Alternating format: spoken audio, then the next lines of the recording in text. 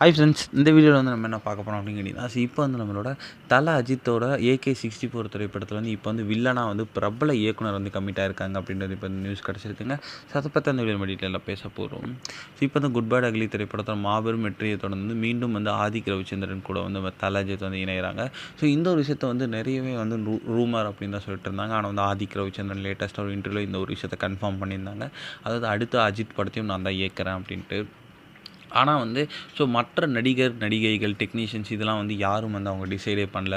So அதற்கான அறிவிப்பு இன்னும் கொஞ்சம் நாட்களில் வரும் அப்படின்ட்டு வந்து ஆதிக் ரவிச்சந்திரன் சொல்லியிருந்தாங்க. ஸோ இப்போதைக்கு லேட்டஸ்ட்டான தகவல் படி வந்து இந்த திரைப்படத்தில் வந்து இளம் நடிகையான ஸ்ரீலீலாவும் மட்டும் சேர்ந்திருக்காங்க அப்படின்ட்டு சொல்லப்படுது. அண்ட் இந்த திரைப்படத்துக்கு அனிருத் தான் இசையமைக்க போகிறாங்க அப்படின்ட்டும் சொல்லப்படுது. இதில் இப்போ வந்து AK64 திரைப்படத்தில் வந்து வில்லன் கதாபாத்திரத்தில் வந்து யார் நடிக்க வைக்கலாம் அப்படின்ட்டு பேச்சுவார்த்தை போயிட்டு இருக்கும்போது மிஷ்கினை வந்து அவங்க வந்து பேசியிருக்காங்களாம். ஸோ அந்த ஒரு திரைப்படம் வந்து மிஷ்கினுக்கு ரொம்ப பிடிச்சிருக்கு அப்படின்றதுனால இந்த ஒரு திரைப்படத்தில் வந்து வில்லன் அப்படின்ட்டு சொல்லப்படுது. அண்டு நம்மளோட மிஷ்கின் மற்றும் தலாஜித் ஹீரோ வில்லன் காம்போ வேறு லெவலில் இருக்கும் அப்படின்ற ரசிகர்கள் எதிர்பார்த்துட்டு இருக்காங்க. ஸோ கண்டிப்பாக லியோலையும் ரொம்ப பெருசாக நடிச்சிருந்தாங்க.